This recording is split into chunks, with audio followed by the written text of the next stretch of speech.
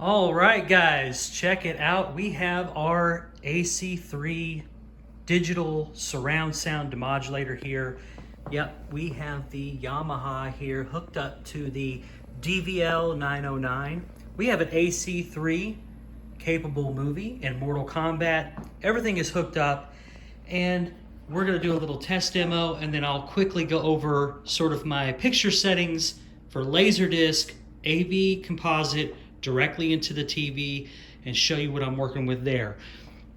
So this is going to be pretty intense. It's going to be pretty intense because normally I have to put my AV receiver for DVD, Blu-ray and such, I have to put it on about 30 for it to really have that amount of dynamic range and thump and all that stuff that I like to hear when I listen to surround sound.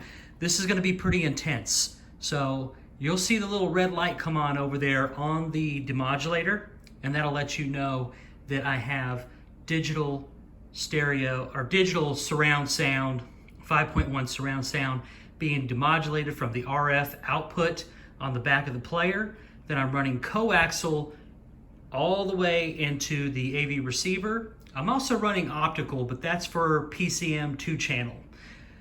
For 5.1 digital, I'm running the coaxial. All right, so I got everything on the correct input. Here we go, let's check it out. Now I'm about 27 volume on the AVR here. And this is gonna hit pretty hard right from the beginning. I mean, it is thumpy. This is Dolby Digital AC3 being demodulated. You see the light come on the Yamaha there, and it's running a digital surround sound into the AVR.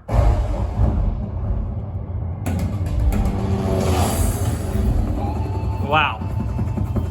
Holy shit. That's my catchphrase now. Holy shit. Look at that. All right.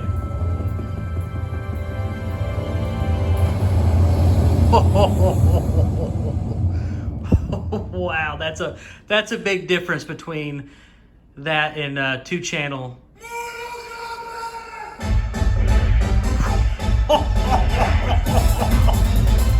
Holy shit.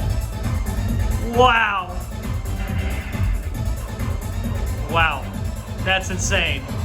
Check that out.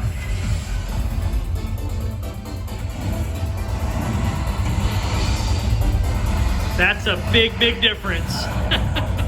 That's a big, big difference, dude. I love LaserDisc. Holy shit. Wow.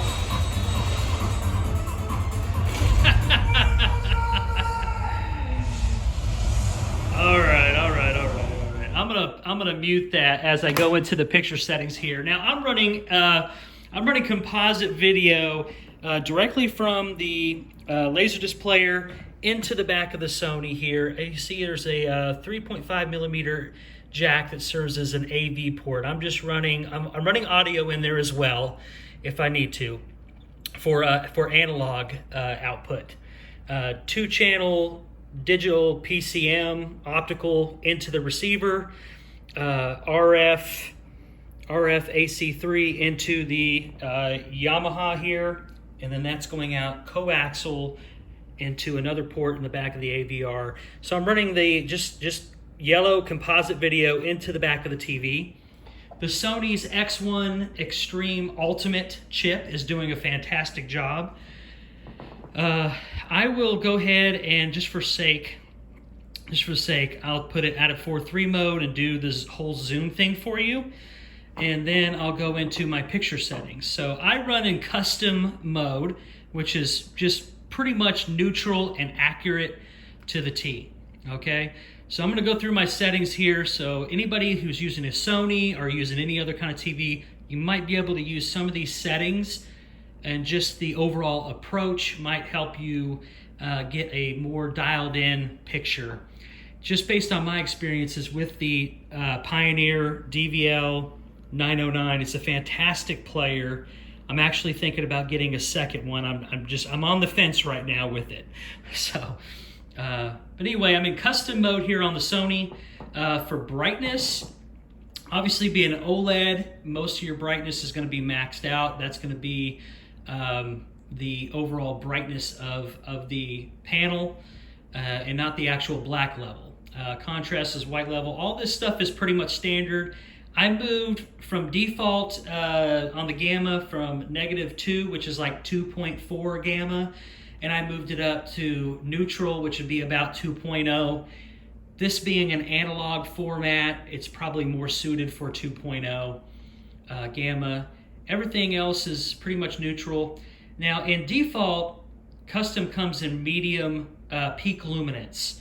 I find that to be a little bit too bright. It's acceptable, but I feel like it's overall dialed in low, because the overall luminance of this standard definition, standard dynamic range signal that's analog being converted into a digital signal, I feel just looks better a little bit dimmer. You don't notice some of that composite video noise quite as much if you're not over brightening the picture by having too much backlight or too much OLED light on LGs or peak luminance on Sonys. Okay, color is really simple. I didn't really change anything in color. We're in expert color temperature mode, which is right around D65, you know, and this panel here seems to be pretty accurate from my visual sense of the panel. So live color off. Now clarity is where all the magic is going to happen, okay? I have the reality creation turned off. The reason being is that when I turn it on, the reality creation or super resolution processing, edge sharpening, all that stuff, all that artificial intelligence sort of, you know, picture processing, automated picture processing, for me, it over sharpens too much, and it also enhances the video noise rather than suppresses it. It's just my experience with that whole scenario. I've tried it on default 20 mode. I've tried it on resolution of 10. I've tried all different combinations, and it's just better, in my opinion, to turn any kind of extra processing for LaserDisc off. That's my experience. You can turn it on very, very low. Maybe you can get away with 5 on the reality creation or some of the lower settings on picture processing, but for me, I'd rather just turn it off. And what I've done is just taken the random noise reduction and I turned that on to low. Now this does have an intelligent mode, which does it automatically based on the noise of the picture. And it's kind of hit or miss depending on the movie. Sometimes it can cause things to look a little bit smeary, which I don't like, and it also affects motion. So I just hedge my bet on having the random noise reduction set to low. Digital noise reduction I have off. Smooth gradation, you don't need it, it's not a digital signal. And then for my motion, I have the motion flow off. I've experimented with a little bit of black frame insertion, which would be your clearness option. And it's kind of hit or miss, but I found that for me and my preferences, just having motion flow turned off is the appropriate setting for me, okay? I let the Cinemotion detect what kind of signal is here and how to convert it from interlaced into progressive to fit the panel. So I'm letting Cinemotion do all the motion processing for me. And then of course on AV, through the composite video input, I have no control over the video signal at all. So those are the picture settings that I have on the Sony OLED. This is the A8H, the A8H OLED from Sony. It's a couple, 2 or 3 years old now, but it's a fantastic OLED TV.